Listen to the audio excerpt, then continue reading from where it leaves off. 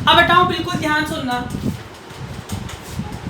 बिल्कुल ध्यान सुनना। तो मैंने आपको बताया था जूल थॉमसन प्रसरण में, जूल थॉमसन प्रसरण बेटा हाइड्रोजन और हीलियम गैस को छोड़कर, हाइड्रोजन और हीलियम कुछ गैसों को छोड़कर बाकी लगभग सभी गैसें शीतलन दर्शाती हैं, बाकी लगभग सभी गैसें शीतलन दर्शाती, शीतलन। अब तुम्हारे माइंड में आएगा कि सर हाइड्रोजन और हीलियम क्यों नहीं दर्शा रही है, सर हाइड्रोजन और हीलियम क्यों नहीं दर्शा रही है? तो उसका रीजन है बेटा, उसका रीजन क्या है वो मैं आपको बताता हूं। इधर आओ, नोट डालेंगे, बताओ म्यू जेटी, म्यू जेटी क्या निकाला था? 1/Cp, 1/Cp 2A/RT माइनस का B, यही होता है, यही निकाला था तुमने।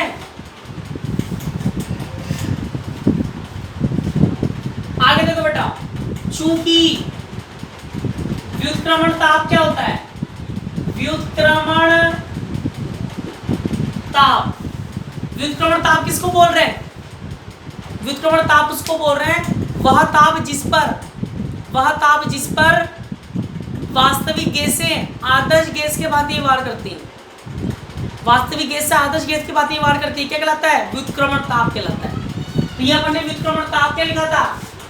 Ti बराबर 2A/RB, यही था। आगे देखो, तब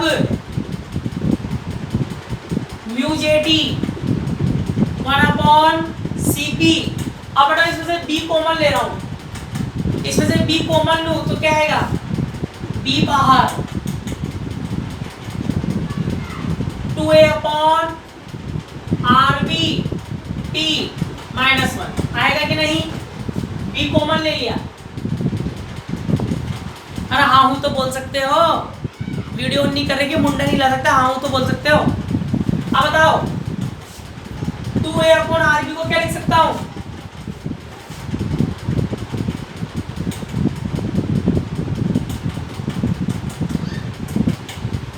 इसको 2A/RB को लिख दूंगा Ti/T -1। हाँ के ना? अरे हाँ के ना?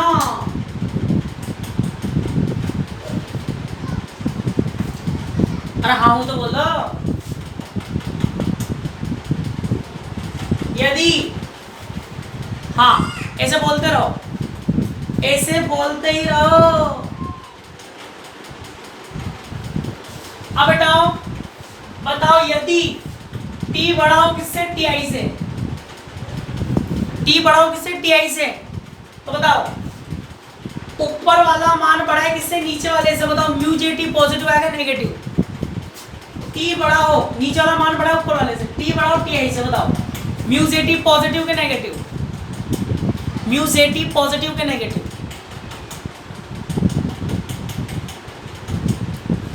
म्यू जेटी पॉजिटिव के नेगेटिव, जल्दी बताओ।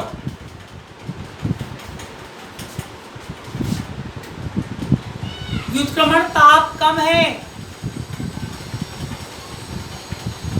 अरे यार इतना टाइम क्यों लगाते हो?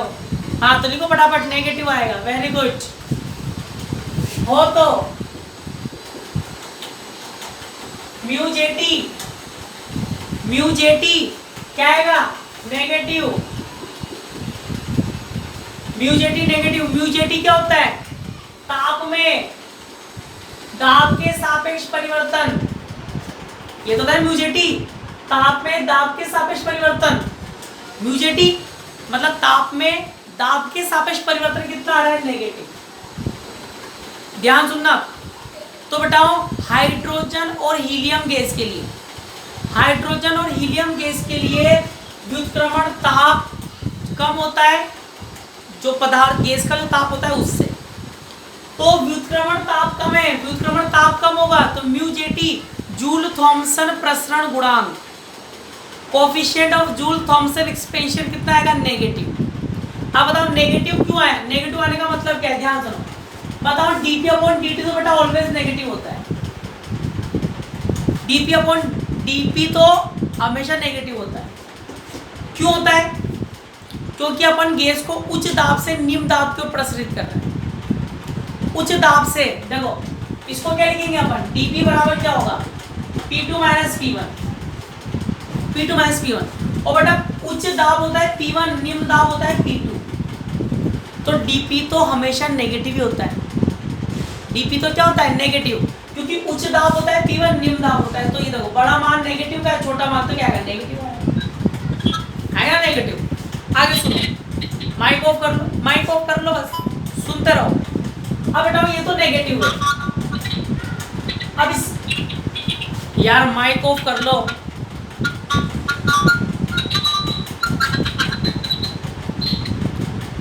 आत्माराम, ओ आत्माराम, बेटा माइक ऑफ कर ले, वरना मैं कर देता हूँ इधर से।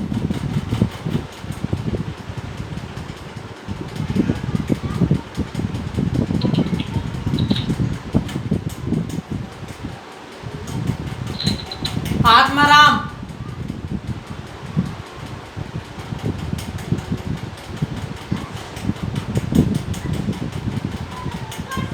चलो कक्षा से ही। अब देखो बेटा नेगेटिव है और ये नेगेटिव है।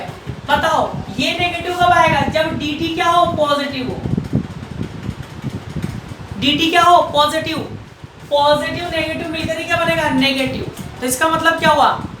टेम्परेचर पॉजिटिव का मतलब ताप में क्या होगी? वृद्धि। टेम्परेचर बढ़ रहा है। तो जब इन गैसों के लिए, किसके लिए? हाइड्रोजन और हीलियम गैस के लिए Ti व्युत्क्रमण ताप कम होता है। व्युत्क्रमण ताप कम होगा तो μJt नेगेटिव होगा। μJt नेगेटिव होने का मतलब क्या होता है? ताप में वृद्धि। ताप बढ़ेगा तो बताओ शीतलन होगा कि तापन? शीतलन होगा कि तापन? अरे शीतलन होगा कि तापन? Very good. इसीलिए इसीलिए इसीलिए वेरी गुड। हाइड्रोजन हीलियम कुछ गैसों को छोड़कर, हाइड्रोजन और हीलियम कुछ गैसों को छोड़कर अन्य सभी गैसें शीतलन दर्शाती हैं। या यूं बोल दो हाइड्रोजन और हीलियम तापन दर्शाती हैं। लिख लो, अरे लिख लो, देखो हाइड्रोजन और हीलियम गैस के लिए इसके चेक लाइन लिखो। हाइड्रोजन और हीलियम गैस के लिए व्युत्क्रमण ताप, व्युत्क्रमण ताप सामान्य ताप से, व्युत्क्रमण ताप सामान्य ताप से कम होता है। व्युत्क्रमण ताप सामान्य ताप से कम होता है।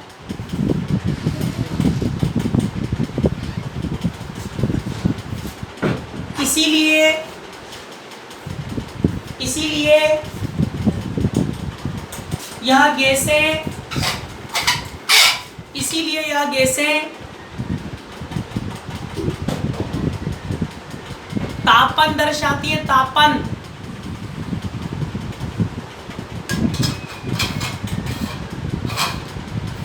जबकि अन्य गैसें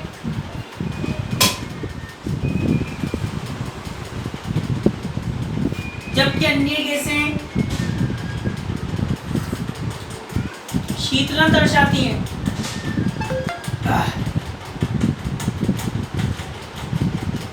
लिया बच्चे ने मतलब कि ऐसे केसेस से एक बार रिपीट कर दो। दोबारा रिपीट कर रहा हूं। हाइड्रोजन और हीलियम गैस के लिए व्युत्क्रमण ताप सामान्य ताप से कम होता है। इसीलिए यह गैसें तापन दर्शाती है।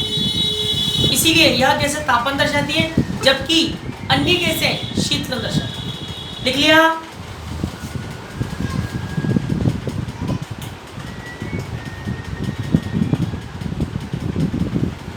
लिख लिया Bablu and Babli? W N W. लिख लिया बेटाओ। चलो सेकंड विधि लिखो। तो बेटा ये थी अपनी पहली विधि। पहली विधि बड़ी है, दूसरी तीसरी छोटी है, दूसरी तीसरी छोटी है, फिर चौथी फिर बड़ी है। लिखो दूसरी विधि लिखो, पुनर्निवेशी शीतलन।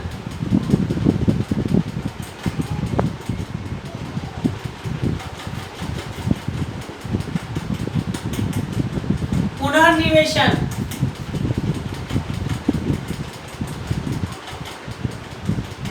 पुनर्निवेशन शीतलन।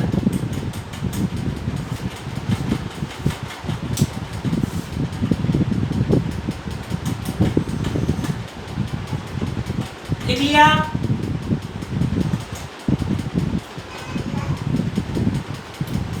अब बेटाओ पहले मैं आपको बताता हूं, पहले मैं आपको बताऊंगा पुनर्निवेशन का मतलब क्या होता है। पुनर्निवेशन का मतलब समझेंगे, फिर अपन समझेंगे यहां पर पुनर्निवेशी शीतलन का मतलब क्या है। ध्यान सुनना, पुनर्निवेशन का मतलब क्या, ध्यान सुनना। मान लो किसी बालिका को गार्गी पुरस्कार मिला। गार्गी क्या मिला? गार्गी पुरस्कार। लड़कों को गुर्गा पुरस्कार तो नहीं मिलता है, पर लड़कियों को गार्गी पुरस्कार जरूर मिल जाता है।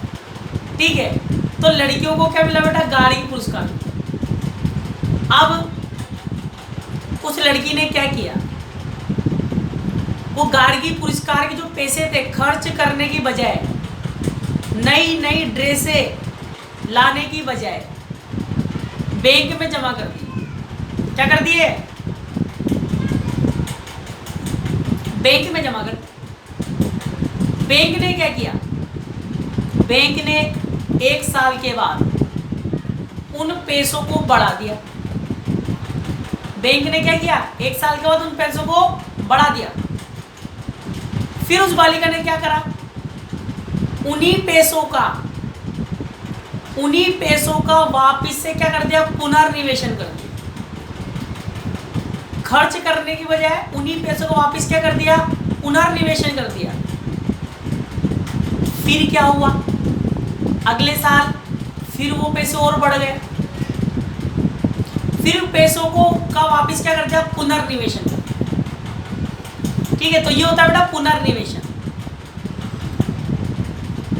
अपन ने बैंक को इनपुट दिया, अपन ने बैंक को इनपुट दिया, बैंक ने अपन को आउटपुट दिया, अपन ने उस आउटपुट को वापस इनपुट में डाल दिया। क्या कहलाता है? फीडबैक। फीडबैक कूलिंग, टॉपिक का नाम क्या है? Feedback cooling. तो फीडबैक का मतलब बैंक ने अपन को आउटपुट दिया, उस आउटपुट को अपन ने वापस बैंक में डाल दिया, इनपुट कर दिया, तो हो गया बेटा फीडबैक। तो ये होता है पुनर्निवेशन। अब यहाँ पुनर्निवेशन शीतलन क्या है, तो ध्यान सुनो। पुनर्निवेशन शीतलन का मतलब क्या है बेटा? ध्यान सुनना। जूल थॉमसन प्रसरण में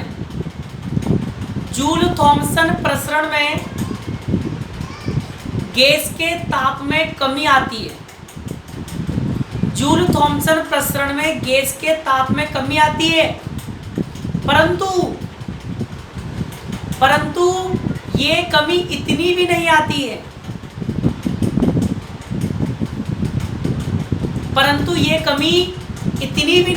कि गैस द्रव अवस्था में बदल जाए। गैस द्रव अवस्था में बदल जाए, कमी तो आती है, पर अपन को तो क्या करना है? निम्न से निम्न ताप प्राप्त करना है। तो बेटा जूल थॉमसन प्रसरण में गैस के तापमान में कमी आती है, पर यह कमी इतनी भी नहीं आती है कि गैस द्रव अवस्था में बदल जाए। पर अपन चाहते हैं कि गैस द्रव अवस्था में बदले। गैस द्रव अवस्था में बदलने का मतलब निम्न ताप प्राप्त हो। क्या प्राप्त हो? निम्न ताप। तो बेटा जूल थॉमसन प्रसरण से जो अपन को आउटपुट गैस मिल रही है, ध्यान समझना, जूल थॉमसन प्रसरण से जो अपन को आउटपुट गैस मिल रही है उसी गैस का वापिस से दोबारा क्या करा देते हैं, जूल थॉमसन प्रसरण करा देते हैं। उसी गैस का वापिस से दोबारा क्या करा देते हैं, जूल थॉमसन प्रसरण करा देते हैं, तो उसके तापमान में और कमी आ जाती है। फिर आउटपुट गैस को फिर दोबारा जूल थॉमसन प्रसरण करा दो, उसके तापमान में और कमी आ जाती है। ऐसे करके बार बार जूल थॉमसन प्रसरण कराते जाओ।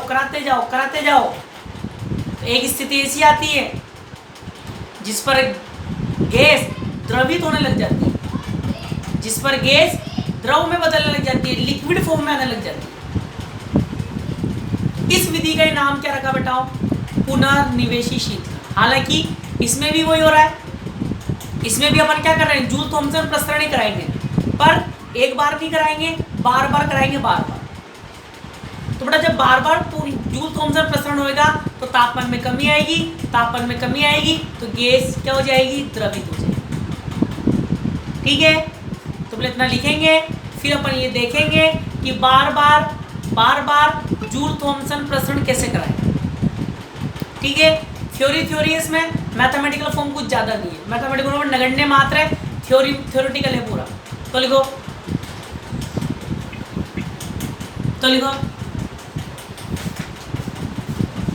जब किसी गैस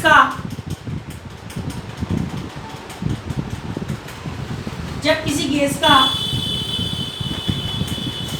जूल थॉमसन प्रसरण कराया जाता है, जब किसी गैस का जूल थॉमसन प्रसरण कराया जाता है, जब किसी गैस का जूल थॉमसन प्रसरण कराया जाता है तो तापमान में कमी आती है,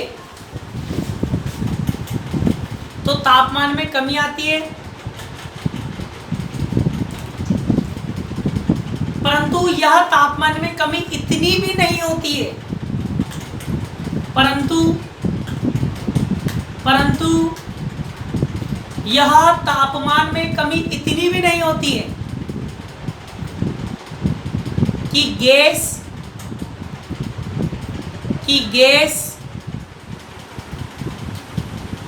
द्रवित अवस्था में आ जाए,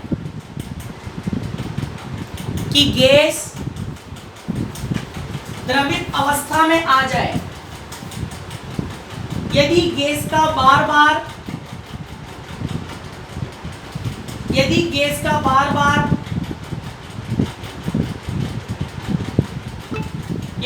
का बार बार पुनर्निवेशी शीतलन, यदि गैस का बार बार पुनर्निवेशी शीतलन कराया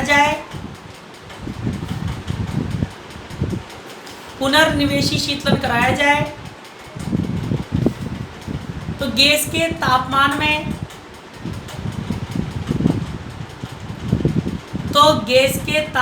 में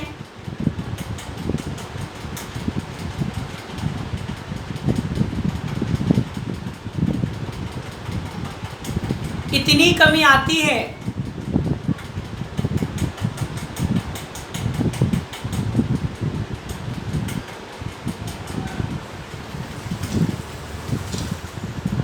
गैस के तापमान में इतनी कमी आती है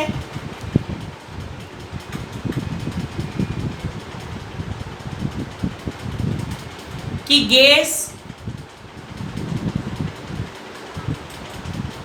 गैस के तापमान में इतनी कमी आती है कि गैस द्रव अवस्था में परिवर्तित हो जाती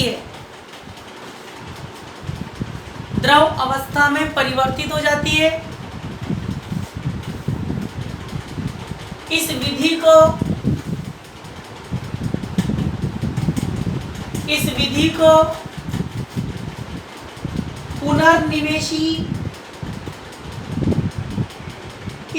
को पुनर्निवेशी शीतलन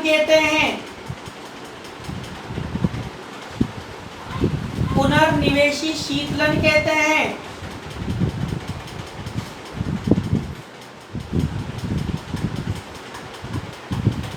अगली लाइन से लिखो, पुनर्निवेशन शीतलन के लिए, पुनर्निवेशन शीतलन के लिए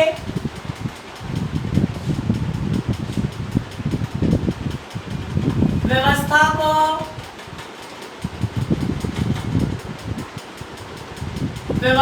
को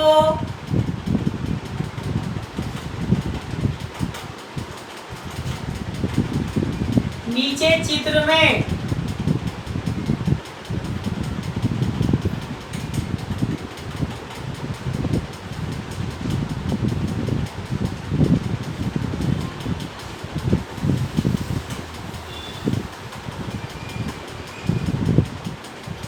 दर्शाया गया है।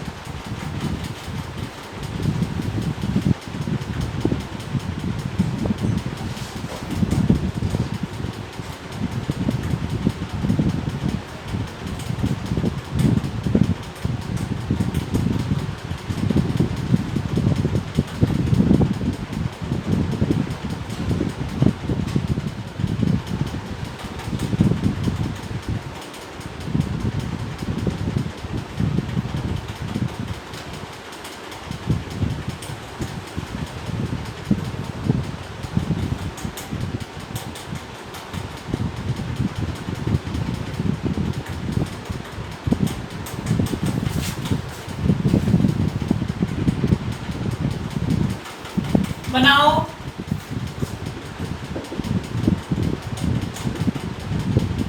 संपीड़क कंप्रेसर।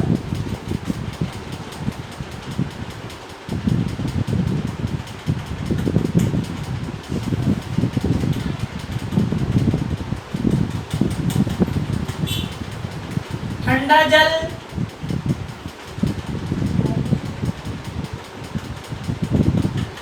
गर्म जल।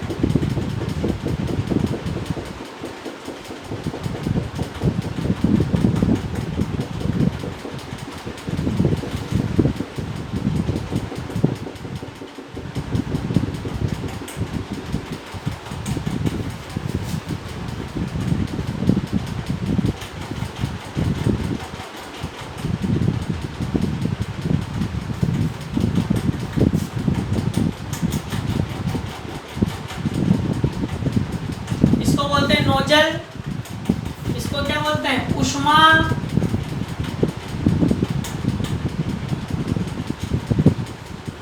विनिमय, हीट एक्सचेंजर। बना लो इसको, फिर समझाता हूं क्या हो रहा है इसमें। बिल्कुल ध्यान सुनना। तो बेटा ये है पुनर्निवेशी शीतलन की व्यवस्था, अरेंजमेंट ऑफ फीडबैक कूलिंग। ठीक है, अभी काम कैसे करती है वो मैं आपको समझाता हूँ, है ना। ध्यान सुनना, बिल्कुल ध्यान सुनना। तो बेटा सबसे पहले इस कंप्रेसर में, संपीड़क में उस गैस को भर देते हैं जिसको अपन को कूलिंग करनी है, जिसको अपन को द्रव अवस्था में बदलना है, लिक्विड फॉर्म में बदलना है, वो उस गैस को भर देते हैं। ठीक है, तो सबसे पहला काम क्या है बेटा अपन का कि इस कंप्रेसर को अंदर दबाएंगे। क्या सुना, जैसे ही कंप्रेसर को अंदर दबाएंगे गैस कहाँ होगी, अंदर संपीड़ित होगी, और ये ढक्कन क्या हो जाएगा, खुल जाएगा। ये ढक्कन यूं लगा होता है, जैसे गैस आएगी ये ढक्कन खुल जाएगा, यूं गैस अंदर जाएगी, है ना। इसकी पिक्चर भी बताऊंगा लास्ट में आएगी इसकी पिक्चर, पहले इसकी समझो। जैसे ही इसको दबाएंगे ये ढक्कन भी खुल जाता है, तो गैस अंदर प्रवेश करेगी। ठीक है, जब गैस अंदर प्रवेश करेगी, गैस जाएगी ये क्या होता है बेटा, शीतलक, कूलेंट। वो क्या है बेटा, शीतलक है, कूलेंट है, कूलेंट, ठीक है। तो इस कूलेंट में क्या होती है, जिगजैग, जिगजैग नली होती है, जिगजैग ट्यूब होती है। जिगजैग क्यों होती है मैंने आपको बता रखा है, क्योंकि अणुओं को पास पास लाने के लिए, लंबे समय तक अणुओं को पास पास रखने के लिए किसका उपयोग करते हैं, जिगजैग ट्यूब का यूज करते हैं। किसका यूज करते हैं, जिगजैग ट्यूब का, ठीक है। और बताओ, इसमें से ऊपर से बर्फ का ठंडा पानी डालते हैं, ऊपर से क्या करते हैं, यहाँ से बर्फ का ठंडा पानी डालते हैं। वो ठंडा पानी इस ट्यूब के संपर्क में आएगा, इस ट्यूब के संपर्क में आएगा तो जो ठंडा पानी है इस गैस की क्या ले लेगा, हीट ले लेगा। इस गैस की क्या ले लेगा, हीट ले लेगा। कौन, ये ठंडा पानी। और जब ठंडा पानी गैस की हीट ले लेगा तो पानी गर्म हो जाएगा। वो गर्म पानी कहाँ से निकल जाएगा, यहाँ से निकल जाएगा, है ना। दोबारा सुन लो, ऊपर से बर्फ का ठंडा पानी डालते हैं तो ठंडा पानी गैस के संपर्क में आएगा। गैस के संपर्क में आते ही गैस से क्या ले लेगा, हीट ले लेगा। वो गर्म होकर क्या निकल जाएगा, नीचे निकल। एक बार तो कूलिंग यहाँ पर हो गई, एक बार तो गैस यहाँ ठंडी हो गई। आगे चलो, अब बताओ जो ठंडी गैस है वो आगे चली,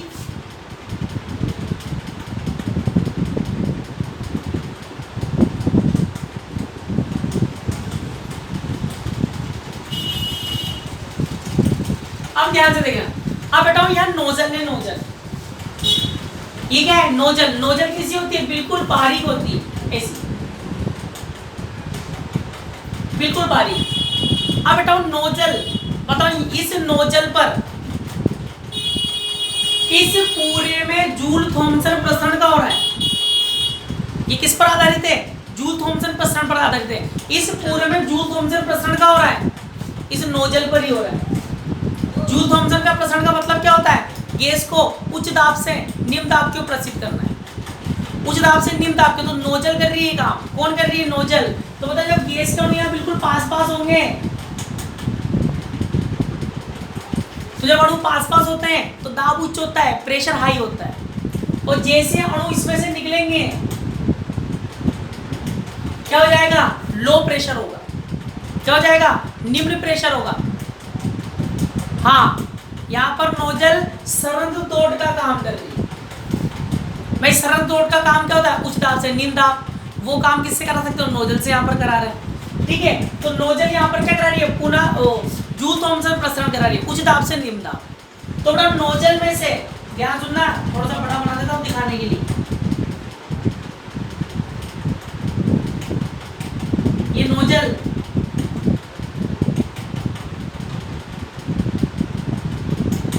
अब बताओ पहली बार में तो, ध्यान सुनना, पहली बार एक चक्कर में तो गैस में इतनी कमी नहीं आएगी, गैस के तापमान में इतनी कमी नहीं आएगी कि गैस लिक्विड में बदल जाए, कि गैस द्रव अवस्था में आ जाए। एक बार में तो नहीं आएगी। तो फिर जो ये गैस आई वापिस से पुनर्निवेशन करना है, दोबारा से फीडबैक करना है। तो बेटा ये जो गैस है वापिस से कहाँ जाएगी, इस ऊष्मा विनिमयक में से होकर जाएगी। पहली बार जब आप कराओगे, एक राउंड जब आप पूरी गैस का लगवाओगे, पहली बार में तो इतनी कमी नहीं आएगी कि यहाँ पर द्रव अवस्था प्राप्त हो जाए। उसी गैस को दोबारा भेजना पड़ेगा। पैसे निकाल लिए थे, अरे बैंक से पैसे निकाल लिए तो दोबारा फीडबैक कर रहे थे। तो ये फीडबैक हो रहा है, ये गैस दोबारा जाएगी। और जब ये गैस दोबारा जाएगी, ध्यान सुनना, जब ये गैस दोबारा जाएगी तो ये गैस इस वाली आने वाली गैस के साथ, आने वाली गैस के साथ संपर्क में आएगी। ये वाली गैस आने वाली के साथ क्या आएगी, संपर्क में आएगी, है ना। और जब ये यूं जाएगी, फिर ये ढक्कन ऊपर से खुलेगा, ये नीचे से खुलता है, ये ढक्कन नीचे से खुलता है तो गैस इधर चल जाती है। अगर ये वाली गैस इधर जाना चाहेगी तो नहीं जा पाएगी, ठीक है। तो ये ढक्कन जब ऊपर से खुलेगा, इधर से खुलेगा, बस इधर वाला ढक्कन जब इधर से बल लगेगा तभी खुलेगा, इधर से लगेगा तो नहीं खुलेगा। ऐसे ये वाला ढक्कन इधर से बल लगेगा तो खुलेगा, इधर से बल लगेगा तो नहीं खुलेगा। ऐसे होता है सिस्टम। तो बेटा ये गैस ऊपर से बल लगाएगी तो ढक्कन खुल जाएगा, और ढक्कन खुलने के बाद यहाँ नीचे से बल लगाएगी, ये ढक्कन वापस नीचे से ऊपर चली जाएगी, दोबारा से वही प्रोसेस होगा, ठीक है। अब आप मुझे बताओ, एक तो आने वाली गैस और एक जाने वाली गैस, आने वाली और जाने वाली गैस में से कौन सी गैस ज्यादा ठंडी है,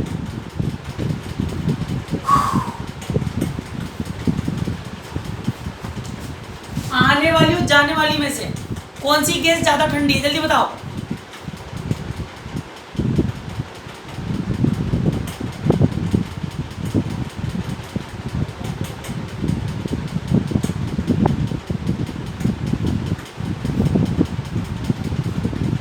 सबको आंसर देना है। आने वाली और जाने वाले में से कौन ठंडी है?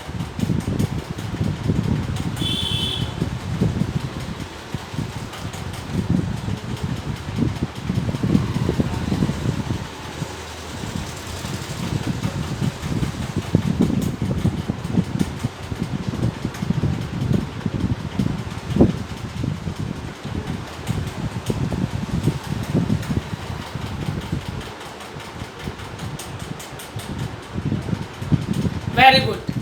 तो बताओ जाने वाली गैस ज्यादा ठंडी है, आने वाली कम ठंडी है, जाने वाली ज्यादा ठंडी? क्योंकि बेटा मेरी बात सुनो, एक बार तो कूलिंग यहाँ पर हो गई, एक बार तो शीतलन यहीं पर ही हो गया, बर्फ के पानी से अपन ने यहाँ शीतलन कर दिया, दूसरी बार शीतलन यहाँ हो गया, दूसरी बार शीतलन यहाँ हो गया, तो तीसरी बार शीतलन यहाँ हो गया। 3 प्रकार के शीतलन हो रहे हैं यहाँ पर, 3 प्रकार की कूलिंग हो रही है, तीन प्रकार से हो रही है।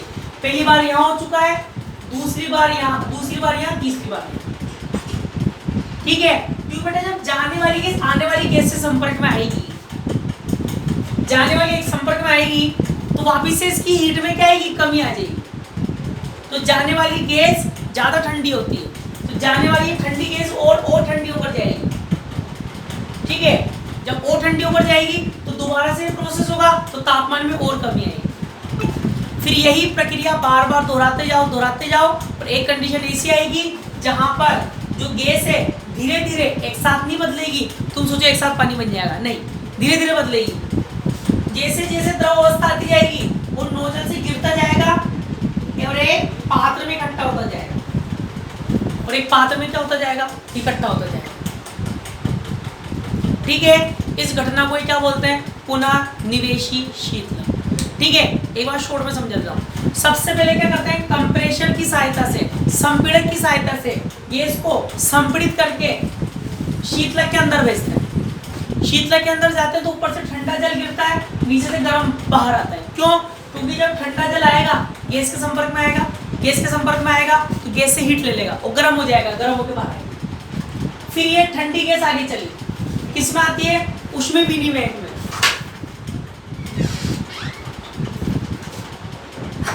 किसमें आएगी, ऊष्मीय विनिमयक में आएगी। ऊष्मीय विनिमयक में होकर नोजल में आएगी, तो पहली बार में तो गैस के तापमान में इतनी कमी नहीं आती है कि द्रव में बदले, तो वापिस से इसमें होकर जाएगी, तो जाने वाली आने वाली के संपर्क में आएगी, तो यहाँ भी कूलिंग होगी। फिर ये गैस जाएगी और वापिस से ये प्रक्रिया दोहराते रहेंगे, ये प्रक्रिया दोहराते रहेंगे, तो एक कंडीशन ऐसी आएगी जहां पर गैस द्रव अवस्था में बदल जाएगी। ठीक है, लिखो फटाफट थ्योरी इसकी, थ्योरी लिख लो, थ्योरी लिख लो। सर्वप्रथम गैस को संपीड़क की सहायता से, सर्वप्रथम गैस को संपीड़क की सहायता से संपीड़ित करके, संपीड़क की सहायता से संपीड़ित करके शीतलक से होकर, शीतलक से होकर गुजारते हैं।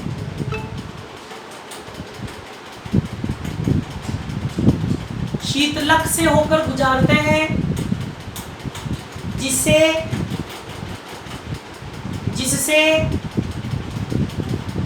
गैस के तापमान में कमी आती है।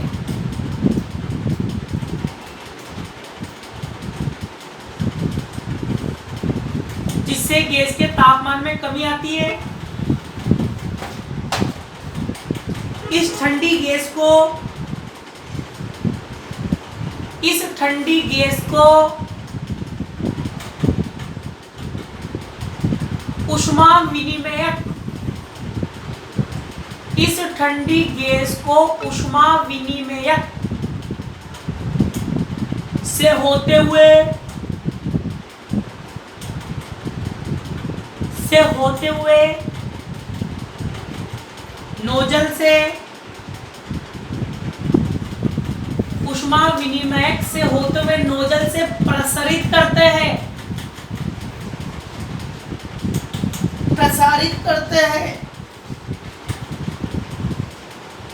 यहाँ जूल थॉमसन प्रसरण हेतु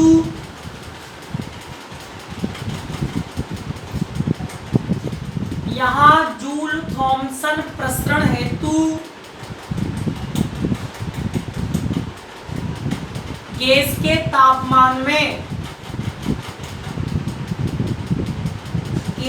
तापमान में कमी आती है। गैस के तापमान में कमी आती है।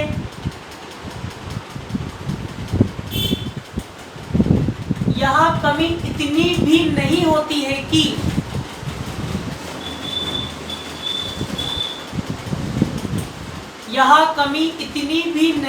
है कि गैस द्रव अवस्था में बदल जाए।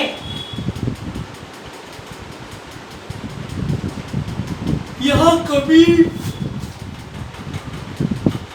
इतनी भी नहीं होती है कि गैस द्रव अवस्था में बदल जाए। जब यह गैस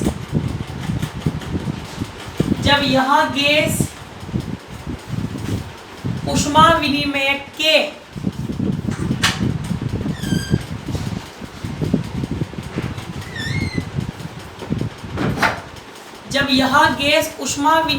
के बाहरी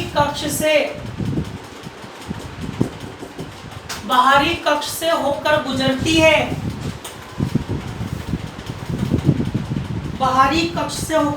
है, तो अंदर वाली गैस से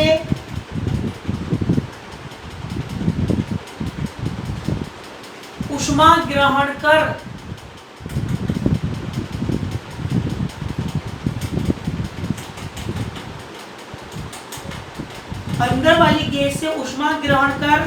उसे ठंडा कर देती है। अंदर वाली गैस से ऊष्मा ग्रहण कर उसे ठंडा कर देती है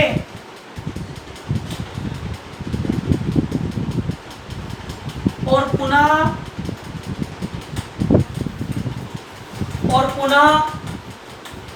संपीड़क में पहुंच जाती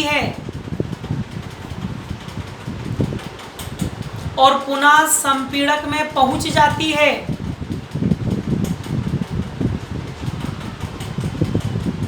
यह प्रक्रिया बार बार दोहराने पर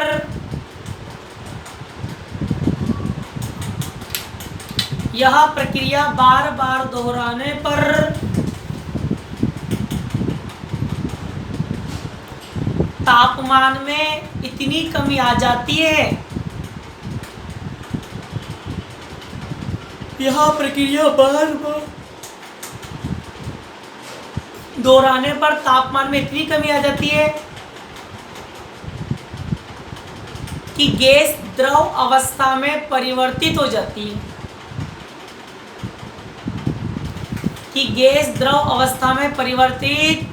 जाती है।